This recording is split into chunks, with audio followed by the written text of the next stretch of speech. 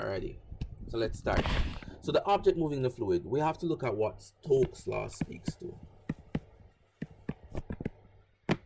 Right? So Stokes' law, right?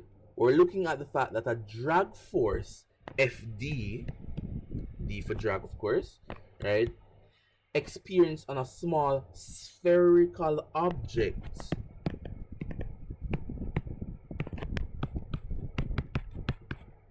so we're looking at spherical objects here for Stokes' law, right? Okay, so the drag force experienced by a small spherical object moving slowly through a viscous fluid, right?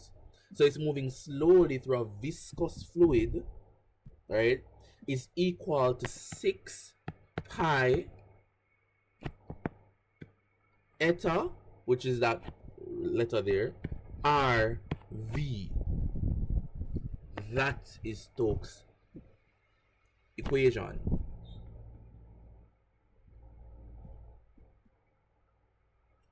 What are we saying? Fd, right, is the drag force. Eta, which is the symbol, right, is the dynamic viscosity of a fluid. Right? I won't add the dynamic here for simplicity. Let me put the viscosity of the liquid.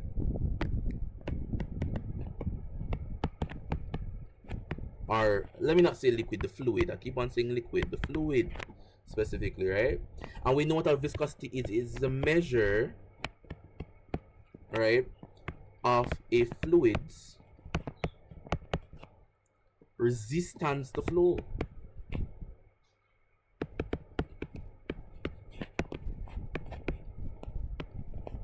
Alrighty, lovely, right? R is also now the radius of the spherical object.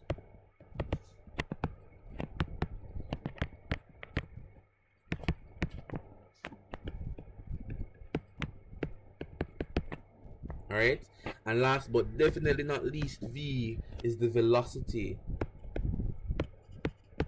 of the object relative to the fluid. That is a part of Stokes, right? So I spoke Stokes' law, didn't write Stokes' law, right? But this is generally the equation for Stokes' law, alrighty? So you can look at the equation and derive everything, alright?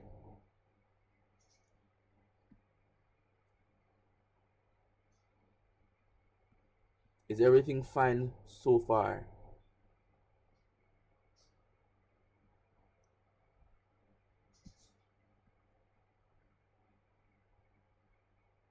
Alrighty, so let's talk about this, right? So some persons would like to ask, so where does the 6 pi come from? That comes from the geometry and boundary conditions of the object, right? Let's not make this very complex. The 6 pi is just a 6 pi, alright? So we have that there. So let's keep it there. Right, so Stokes' law specifically, right? So the viscosity of the liquid, which remember is the fluid's property representing the internal friction between the layers, right? So it's really about internal friction, but we just call it the relative resistance. Go ahead.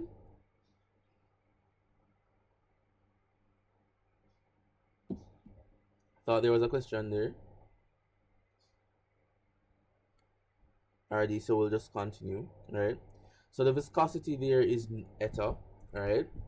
So looking at there, so the higher the viscosity, right, results in a more resistance, right? And a lower viscosity would be less resistance, right? We spoke about that earlier. So higher viscosity, higher resistance. Lower viscosity, lower resistance. Fine. The radius now, the larger the radius, right, the larger spheres, right, would displace more fluid as they move, leading to a larger drag, right? So if it's a larger object, more bombardment will be there, right? So more of the fluid will be pushing on the object, therefore there's more drag. As well as the viscosity, the faster the sphere moves through the fluid, the greater the drag due to the increased rate of fluid displacement. So what are we saying? We are saying that drag is directly proportional to the viscosity of the liquid, the radius of the object, and the velocity of the object. That is what this equation represents, right? The proportionality constant would be 6 pi, right? So that's how we get it into equation. We multiply all those by 6 pi. Alrighty? So that's what we're speaking about there as it relates to Stokes' law. Any issues, any concerns, any emotional outbursts while we look at this?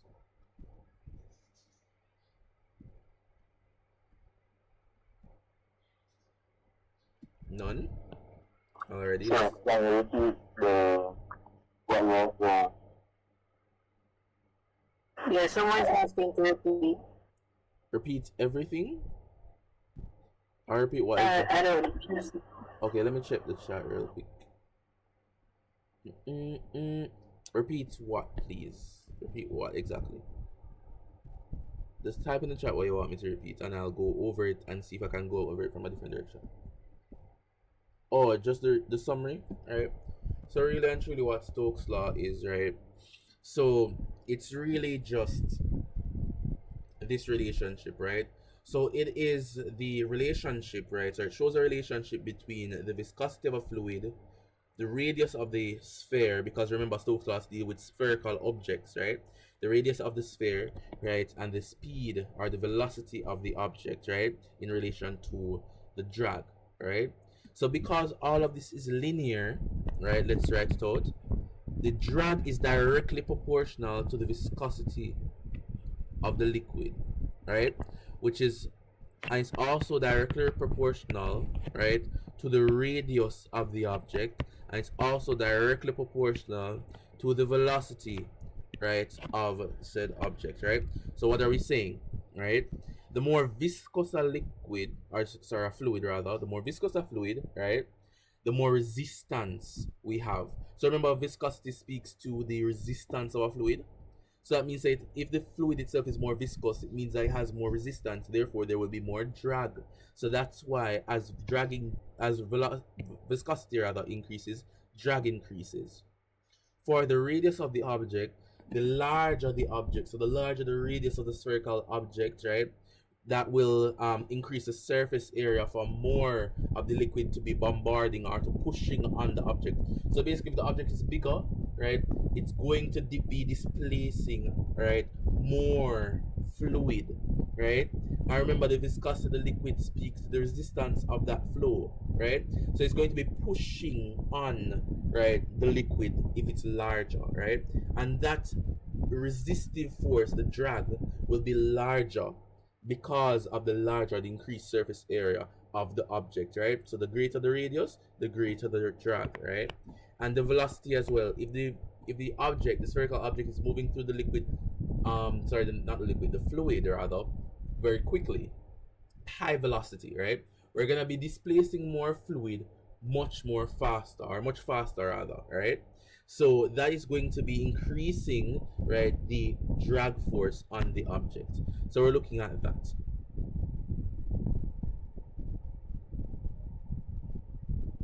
Alrighty. So if you were to throw a cricket ball, right, through the air, it will move a little bit faster, right? It will have less drag, right? But if you're supposed to throw, let's say, a basketball would move slower because of the resistive force. Drag is much more higher because the basketball is larger than the cricket ball, right? So looking at something like that, in order to allow the basketball to move extremely quickly, we're gonna have to overcome the large drag because of its radius, right? So we're just speaking about stuff like that. So we're speaking about a sphere moving through a fluid. Alrighty. So hopefully after this I can bring up a virtual like experiment and see if we can look at that. Alright. So let's look at this. Terminal velocity is the next term that we should look at.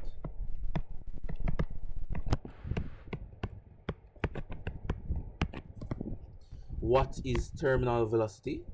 Let's have a go. So terminal velocity now, right? Let's look at this. When a body falls through a fluid, right?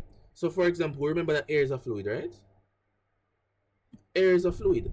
So let's say that I am standing, or you are standing rather, at the top of a building, right? At some height here, right? and you release a ball. So a ball is released, right? Or an object, rather, a spherical object is released, right? It will fall through the air, right? So we're talking about air now, falling through the air at an initial velocity u, right? It will accelerate at an acceleration a as well. It will start, because if you release something through the air, it will start to accelerate as it falls towards the ground, right? But the magnitude of that acceleration will decrease with time until it reaches zero. So how does that make sense? So as we get closer and closer to the ground, at some point t, the acceleration is 0 meters per second squared. So the object has stopped speeding up, causing the object to move now at a constant velocity.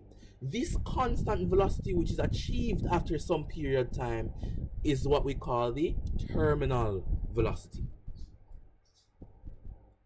That is what we call the terminal velocity. So as physics students, I know that we are in love with graphs, right? So graphs is what is our bread and butter of physics. So let's look at the graph, right? So here we're looking at the velocity v, right, in meters per second.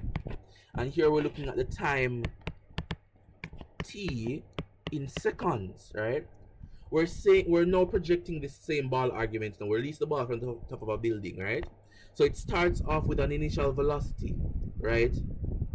And then it will start to increase in its acceleration until the velocity becomes constant. Can we appreciate that? We must all have an appreciation for this. So the velocity in this area A is increasing, right? So this area A, right, is increasing, right? So we have that there. So once velocity isn't a straight line, we know that velocity is increasing. So velocity is increasing, right, at an acceleration a meters per second squared, right, until it accelerates no more. So a constant velocity is achieved. This constant velocity is what we call the terminal velocity.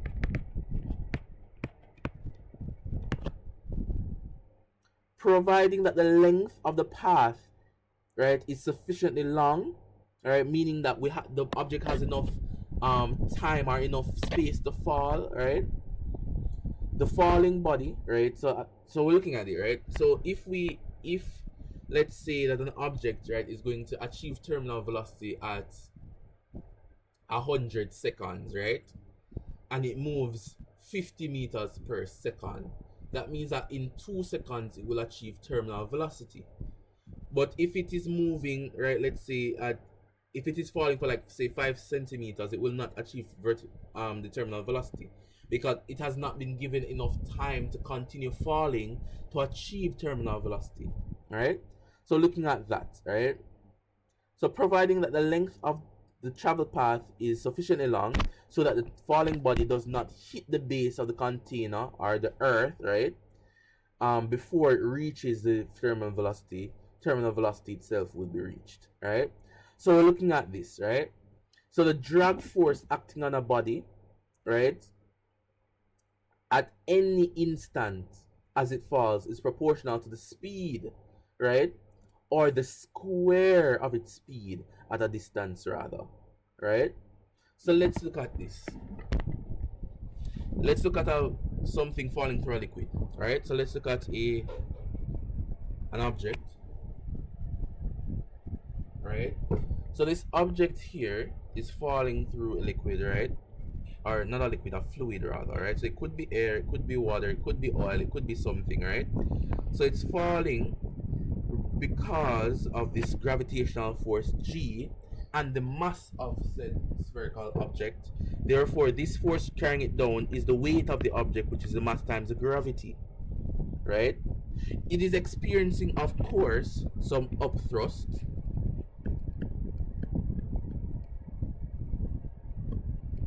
because it is a fluid that we're falling through, right? Air itself has upthrust, right? It's experiencing some upthrust, and its full resistive force here will be the drag force, right? Which is represented by D here, right? So if the drag force is D, then D is directly proportional to the velocity of the object squared. That is what we're talking about. So if we're looking at that now, we can derive two simple equations, right? The total upward force, which is a drag and its upthrust,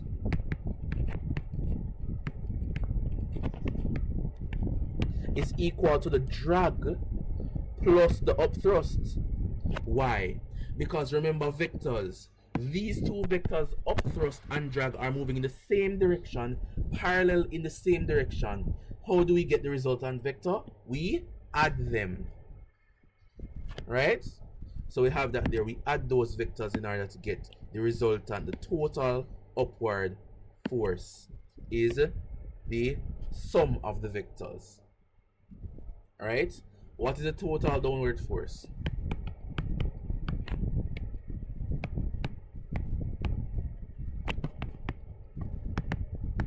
Total downward force, remember there's only one force acting downward, so that is the weight of the object, mg. So the mass times the gravity of the object. Are there any issues so far? Any problems that you've found? No? Alright. So let's say this now. The magnitude of the drag force D increases with time, right? As the velocity increases. So the drag force, should I write that? I think that's important enough to write. So the drag force D increases with time, right? As the velocity increases.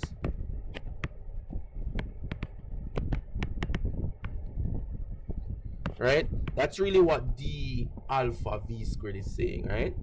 Eventually, the magnitude of the drag force, because we say as the object falls, right?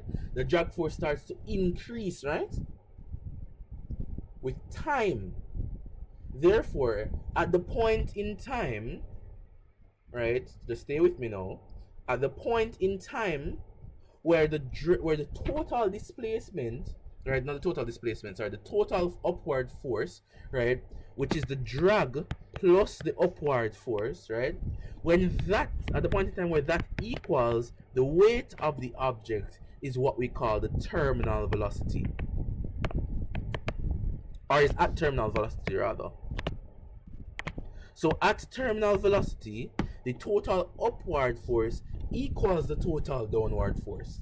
The upward force is drag plus upthrust, and the downward force is the weight of the object.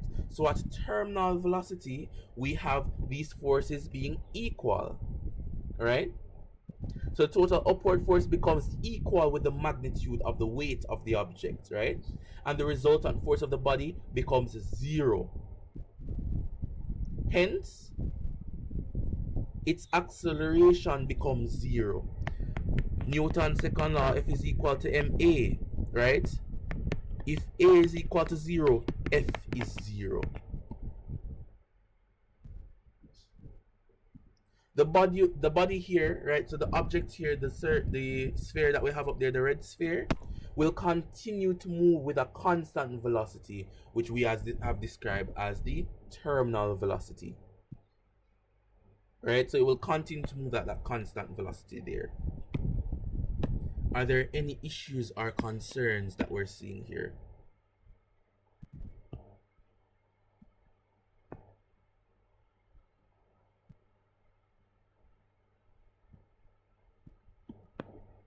Hopefully there are no issues there, right? So we have the concept, right?